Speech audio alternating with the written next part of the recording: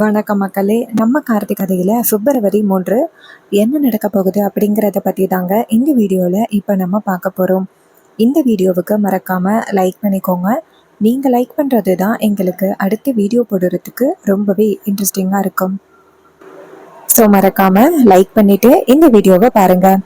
என்ன நடக்குது அப்படின்னு பார்த்துக்கிட்டிங்கன்னா, நம்ம ஹீரோயினுக்கு ஒரு புது மாப்பிள்ளை ஹீரோயினோட அம்மாவான ஈஸ்வரி கூட்டிட்டு வந்தாங்கல்ல, அவங்க எப்படியாவது ரேவதியோட மனசுல இடம் பிடிக்கணும் அப்படின்னு நினைக்கிறாரு.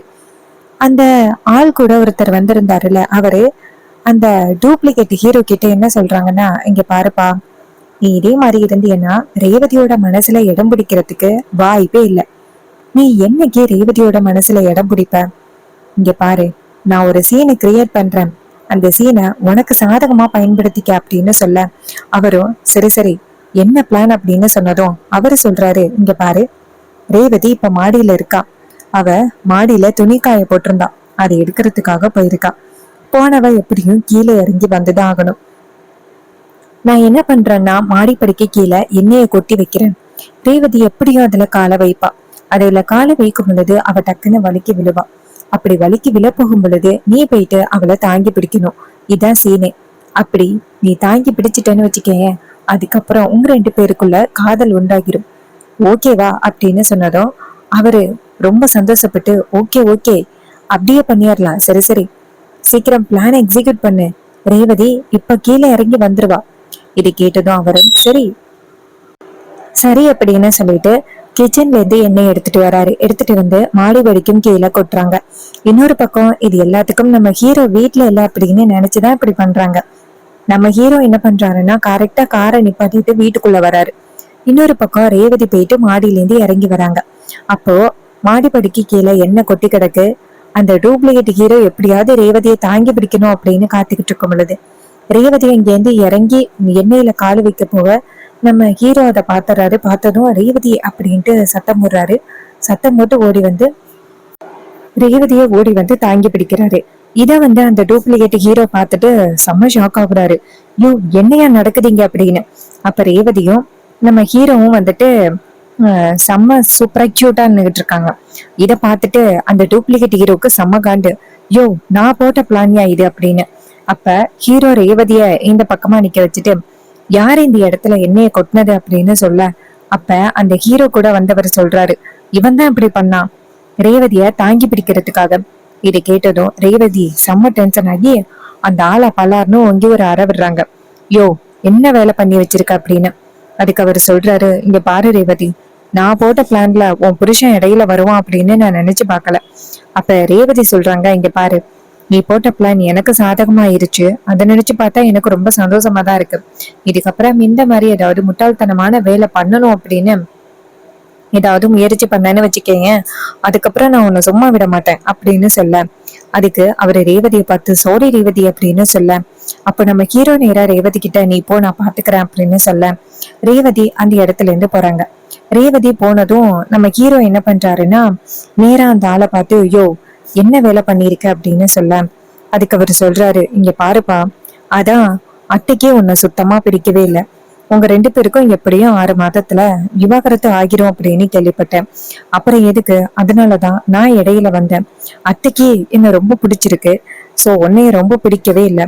உன்னை எப்படியும் இந்த இடத்த விட்டு துரத்தி அடிச்சிருவாங்க. அதனாலதான் என்னை கூட்டிட்டு வந்தாங்க. நான் 6 மாசத்துக்குள்ள ரேவதியோட மனசுல இடம் பிடிக்கணும்ல, அதுக்காக தான் நான் இப்படி எல்லாம் ட்ரை பண்ணிக்கிட்டு இருக்கேன். அப்ப ஹீரோ சொல்றாரு, இங்க பாரு, எப்படியும் அத்தை என் மேல உள்ள தப்பு எல்லாத்தையுமே அவங்க மறந்துருவாங்க. நான் பண்ண எந்த தப்புமே உண்மை இல்லை அப்படின்னு புரிஞ்சுப்பாங்க. அது வரைக்கும் தான் உனக்கு இங்க வேலை. நீ தேவையில்லாம உன் டயத்தை வேஸ்ட் பண்ணிக்கிட்டு இருக்காங்க. இந்த இடத்த விட்டு நீ போறது நல்லது. அதுக்கு அவர் சொல்றாரு, யோ, நான் போக மாட்டேன். எப்படியாவது ரேவதியோட மனசுல இடம் பிடிச்சிட்டு தான் இந்த இடத்த விட்டு போவேன். அப்ப ஹீரோ சொல்றாரு, அப்படியெல்லாம் நடக்கிறதுக்கு வாய்ப்பே இல்லை.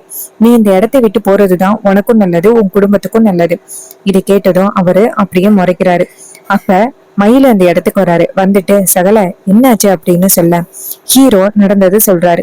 இது கேட்டதும் மயில செம்ம டென்ஷன் ஆகி, ஐயோ, என்னையா காரியம் பண்ண அப்படின்னு சொல்ல, அதுக்கு அவரு சொல்றாரு, சார் நான் ரேவதியோட மனசுல எப்படியாவது இடம் பிடிக்கணும் அப்படிங்கறதுக்காக தான் இப்படி பண்ணேன். இது கேட்டதும் மயில சொல்றாரு, இங்க பாரு, நீ என்னதான் தலைங்கில நின்னாலும் கண்டிப்பா ரேவதியோட மனசு மாறுறதுக்கு வாய்ப்பே இல்லை. அவளுக்கு சகலன்னா ரொம்ப பிடிக்கும். சகலையும் அவங்களும் ரொம்ப ஹாப்பியா இருந்தாங்க தெரியுமா. ஆனா நீதான் தேவையில்லாம இடையில வர. அத்தை தான் இப்படி சொல்றாங்க அப்படின்னா உனக்கு அறிவில்லையா? அப்ப அவரு சொல்றாரு, இங்க பாருங்க, ஃபாரின்ல எல்லாம் இது ரொம்ப பெரிய விஷயமே கிடையாது. எப்படியும் ரேவதிக்கு விவாகரத்து ஆக போகுது. அவ கூட சேர்ந்து நான் சந்தோஷமா இருக்க போறேன். உங்களுக்கு என்ன பிரச்சனை அப்படின்னு சொன்னதும் நம்ம மயிலு நேரா ஹீரோ கிட்ட, சகல, இதுக்கு மேல இவனை நம்ம பாவம் பார்த்து இப்படி பேசிக்கிட்டு இருக்கிறது நல்லதில்ல. அப்ப ஹீரோ சொல்றாரு, இருக்கட்டும் நான் பாத்துக்கிறேன் அப்படின்னு. அப்புறம் அவங்க அந்த இடத்துல இருந்து போனதோட மயிலு ஹீரோவும் அந்த இடத்துக்கு வராங்க. அப்ப ஹீரோ சொல்றாரு, இவன் வர வர ரொம்ப ஓவரா பண்ணிக்கிட்டு இருக்கான். ஒருவேளை நான் மட்டும் சரியான நேரத்துல வராம இருந்திருந்தா ரேவதி கீழே விழுந்து அவளுக்கு கை கால் அடிபட்டு இருக்கும்.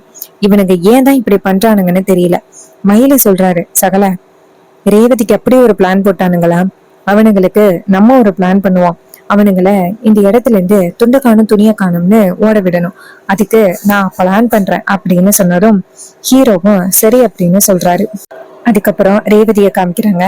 ரேவதி அவங்களோட ரூமுக்கு போயிட்டு செம்ம காண்ட்ல உட்காந்துருக்காங்க. ச்சே, எப்படி என்ன வேலை பண்ணியிருக்கான் அவன் அப்படின்ட்டு.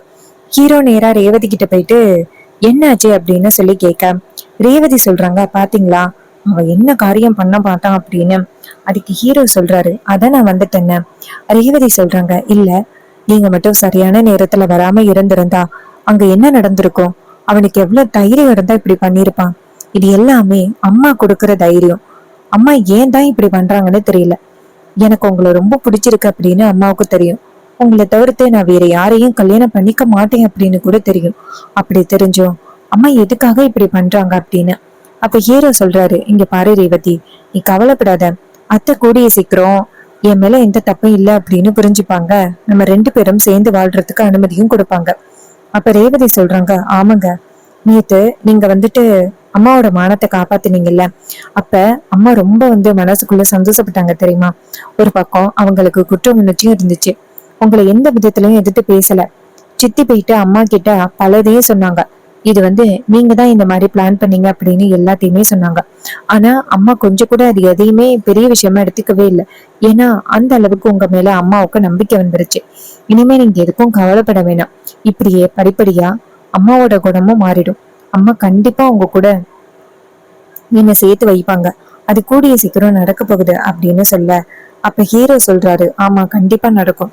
அப்படியே பாட்டி மேல எந்த தப்பும் இல்லை. இதுக்கு காரணம் வேற ஒருத்தவங்க அப்படிங்கிறத நான் எப்படியாவது நிரூபிச்சிட்டேன் அப்படின்னா கண்டிப்பா அத்தை நம்ம குடும்பம் எல்லாமே ஒண்ணு சேர்றதுக்கு சரின்னு சொல்லுவாங்க.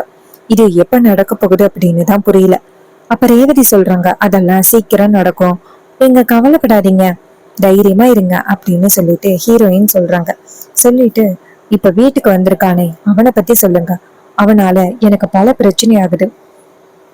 அவனை எனக்கு பார்க்கவே பிடிக்கவே இல்லை. ஏதாவது ஒரு வகையில ஏதாவது ஒண்ணு பண்ணிக்கிட்டே இருக்கான். அவனை பாக்குறதுக்கு எனக்கு டென்ஷன் ஆகுது அப்படின்னு சொல்ல, அப்ப ஹீரோ சொல்றாரு, கவலைப்படாத, அவரை இந்த வீட்டை விட்டு துரத்துறதுக்கு மயில் ஒரு நல்ல பிளான் பண்ணிக்கிட்டு இருக்காரு, நீ தைரியமா இரு அப்படின்னு சொல்ல, ஹீரோயினும் சரி அப்படின்னு சொல்றாங்க. அதுக்கப்புறமா மயில் என்ன பண்றாருன்னா, நேரா அந்த மாப்பிள்ள இருக்காருல்ல, அவரு ரூமுக்கு வெளியில எண்ணெயை கொட்டி வைக்கிறாரு. அப்ப மாப்பிள்ள எப்பவும் போல ரூமை விட்டு வெளியில வராரு. அப்ப வலிக்கு டொப்புன்னு கீழே விழுகிறாரு. இத பார்த்ததும் மயிலு, ஐயோ கீழே விழுந்துட்டீங்களா அப்படின்ட்டு ஓடி தூக்குறாங்க. அப்ப அவருக்கு காலு பயங்கரமா அடிபட்டுருது. வீட்டுல உள்ள எல்லாருமே ஓடி வராங்க.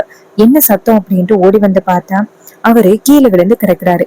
இத பார்த்துட்டு மயிலு சொல்றாரு, பாவம் இவரு வலிக்கு விழுந்துட்டாரு அப்படின்னு. அப்ப அவரு சொல்றாரு, யாருன்னு தெரியல, எண்ணெயை கொட்டி வச்சிருக்காங்க. அப்ப மயிலு சொல்றாரு, அதான் யாருன்னு தெரியல, யாரோ உங்களை வலிக்கு விழணும் அப்படின்னு நினைச்சு இப்படி பண்ணிருக்காங்க. சரி வாங்க ஹாஸ்பிட்டல் போகலாம் அப்படின்னு சொல்லிட்டு அவரை ஹாஸ்பிட்டல் தூக்குறாங்க. அப்போ நம்ம சந்திரா இருக்காங்கல்ல, அவங்க கேக்குறாங்க, இங்க பாருங்க பெரிய மாப்பிள்ள, எனக்கு என்னமோ நீ உன் சகலைக்கு உதவி பண்ணணும் அப்படிங்கிறதுக்காக இவரு ரூமுக்கு வெளியில எண்ணெயை கொட்டி வச்சிருப்பியோ அப்படின்னு தோணுது. அதுக்கு நம்ம ஹீரோ சொல்றாரு, அப்படியா, அப்படியெல்லாம் நடக்கிறதுக்கு வாய்ப்பு இல்லையே அப்படின்னு. அப்ப மயில சொல்றாரு, சொல்லுங்க மாப்பிள்ள, நானா எண்ணெயை கொட்டி வச்சேன்? உடனே அவரு சொல்றாரு, இல்ல இல்ல, நீங்க இல்ல, நான் தான் தெரியாம எண்ணெயை கொட்டிட்டேன். அது எடுக்கணும்னு நினைச்சேன், மறந்துட்டேன், நான் தான் விழுந்துட்டேன் அப்படின்னு. அதுக்கப்புறம் அவரை நேரம் ஹாஸ்பிட்டல் கொண்டுட்டு போறாங்க. அவரை கொண்டுட்டு போயிட்டு அங்க ட்ரீட்மெண்ட் பண்றாங்க. அவருக்கு ட்ரீட்மெண்ட் நடக்குது. அப்புறம் நம்ம மயிலை நேரா அவரை பார்த்து, இங்க பாரு, இன்னும் நீ இங்க இருந்துகிட்டே இருந்தீன்னு வச்சுக்கீங்க, கண்டிப்பா உனக்கு இதை விட பயங்கரமா அடிபடுறதுக்கு நிறையவே வாய்ப்புகள் இருக்கு. சோ இப்பவே நீ இந்த இடத்த விட்டு போன அப்படின்னா உனக்கு எந்த ப்ராப்ளம் இல்ல, என்ன சொல்ற அப்படின்னு சொன்னதும் அவர் முறைக்கிறாரு. யோ என்னையா அப்படின்ட்டு. அதுக்கு நம்ம மயில சொல்றாரு, இங்க பாரு, சகலையும் அவங்களும் ரொம்ப சந்தோஷமா இருக்காங்க, ரொம்ப ஹாப்பியாவும் இருக்காங்க அவங்களோட லைஃப்ல. ஆனா நீதான் தேவையில்லாம அவங்களோட லைஃப காலி பண்ணணும் அப்படிங்கிறதுக்காக வந்திருக்க. இங்க பாரு, அத்தை இப்போதைக்கு மாப்பிள்ளை மேல கோவமா இருக்காங்க. அதனால அவங்க இப்போதைக்கு உன்னை இந்த மாப்பிள்ளை அப்படின்ட்டு கூட்டிட்டு வந்திருக்காங்க. ஆனா கண்டிப்பா அத்தை ஒரு நாள் மாறுவாங்க, சகலைய மாப்பிள்ளையாவும் ஏத்துப்பாங்க. சோ நீ தேவையில்லாம இப்படியே இருந்து உன் லைஃப வேஸ்ட் பண்ணாம நீ கிளம்பி வேற பொண்ணை பாத்துக்க, அதான் உனக்கு நல்லது அப்படின்னு சொன்னதும் அவர் சரி அப்போ ஓகே, நான் வீட்டுக்கு வரல, அவங்க 2 பேரும் இந்த அளவுக்கு லவ் பண்றாங்க அப்படிங்கறத நான் புரிஞ்சுக்கிட்டேன். இதுக்கப்புறம் நான் எப்பவுமே அவங்களுக்கு எந்த வகையிலையும் தொந்தரவு கொடுக்க மாட்டேன் அப்படின்னு சொல்ல அவரும் சரி அப்படின்னு சொல்றாரு. அதுக்கப்புறம் நம்ம மயிலை நேரா வீட்டுக்கு வராரு. வீட்டுக்கு நேரா ஹீரோ கிட்ட, சகல இனிமே அவன் இந்த பக்கமே வரமாட்டான், அவனால இனிமே நமக்கு எந்த ப்ராப்ளமும் இல்லை அப்படின்னு சொன்னதும் அவரும் ரொம்ப சந்தோஷப்படுறாரு. ஸோ இந்த கதை உங்களுக்கு பிடிச்சிருக்கா? இந்த கதை பிடிச்சிருந்துச்சுன்னா இந்த வீடியோவுக்கு மறக்காம லைக் பண்ணி, இதே மாதிரி இன்னுமே வீடியோஸ் இன்னும் அப்கமிங் எபிசோட்ஸ்ல நம்ம பார்க்கலாம். நம்ம ஆன்லைன் ஸ்டோர்ல புதுசா டிவிக்கு பிரேஸ்லெட் லான்ச் பண்ணியிருக்கோம். இதுல எல்லோ அண்ட் ரெட் வச்சு ஒரு எலிஃபண்ட் சாம் வச்சு ஒரு சூப்பரான பிரேஸ்லெட் ரெடி பண்ணியிருக்கோம். ஸோ இந்த பிரேஸ்லெட் நேற்று தான் லான்ச் பண்ணோம். இதோட ப்ரைஸ் பார்த்துக்கிட்டிங்கன்னா ஜஸ்ட் குறைந்த விலையில் உங்களுக்கு கிடைக்கும். உங்களுக்கு வேணும் அப்படின்னா லிங்க் டிஸ்கிரிப்ஷனில் கொடுத்துருக்கேன், அதில் டச் பண்ணி நீங்கள் பை பண்ணிக்கலாம். இப்போ நான் கிரியேட் பண்ணியிருக்க இந்த பிரேஸ்லெட் டிவிகே தீமில் தான் இருக்கு. Red and yellow colour combination சூப்பராக இருக்கு இல்லையா? ரெட் தைரியத்தையும் எல்லோ வெற்றியையும் ரெப்ரசன்ட் பண்ணும். அதில் கோல்டன் எலிஃபண்ட் சாம் ஆட் பண்ணியிருக்கேன். இது லக் மற்றும் பாசிட்டிவிட்டி எனர்ஜியை கொடுக்கும். டிவிகே ஃபேன்ஸ் எல்லாருக்கும் இது ஒரு ஸ்பெஷல் கலெக்ஷன். கேஷுவல் ட்ரெஸ்ஸுக்கும் ஃபங்க்ஷனுக்கும் மேட்ச் ஆகும். உங்களுக்கு பிடிச்சிருந்தா லிங்க் டிஸ்கிரிப்ஷனில் இருக்கு, டச் பண்ணி நீங்கள் பை பண்ணிக்கலாம். அதோட நம்ம வெப்சைட்டில் காலேஜ் கேர்ள்ஸ்க்கான ஒரு சூப்பரான ஸ்பெஷல் காம்போ அவைலபிளாக இருக்குது. அது எவ்வளோ தெரியுமா? ஜஸ்ட் 50 ரூபாய் மட்டும்தான். அந்த 50 ரூபாய்க்கு என்னெல்லாம் அதில் கிடைக்கும் அப்படின்னா, ஒரு சூப்பரான க்யூட்டான பிரேஸ்லெட் காலேஜுக்கு கண்டிப்பாக வியர் பண்ணலாம், ஒரு சூப்பரான க்யூட் ஸ்க்ரன்ச்சி, ஒரு மீடியம் சைஸ் ஃப்ளவர் கிளிப், ஒரு பட்டர்ஃப்ளை கிளிப், ஒரு big size flower clip, colour கண்டிப்பா ஆப்ஷன் இருக்கு. அடுத்ததா ஒரு daisy clip, 3 mini size flower clips. இது எல்லாமே ஜஸ்ட் உங்களுக்கு 50 ரூபாய்க்கு கிடைக்கும். இது எங்கேயுமே உங்களால போய் வாங்க முடியாது. இந்த 50 ரூபாய் காம்போல புதுசா ஏரிங்ஸ் கூட சேர்த்திருக்கோம். உங்களுக்கு வேணும் அப்படின்னா லிங்க் டிஸ்கிரிப்ஷன்ல இருக்கு, அதுல நீங்க டச் பண்ணி பை பண்ணிக்கலாம். அப்படி இல்லைன்னாலும் வாட்ஸ்அப்ல நீங்க ஆர்டர் பிளேஸ் பண்ணலாம். வாட்ஸ்அப் நம்பர் டிஸ்கிரிப்ஷன்ல கொடுத்திருக்கேன், ஆர்டர் உடனே பிளேஸ் பண்ணுங்க. இதே மாதிரி இன்னுமே நிறைய நம்ம அப்கமிங் வீடியோஸ்ல பார்க்கலாம்.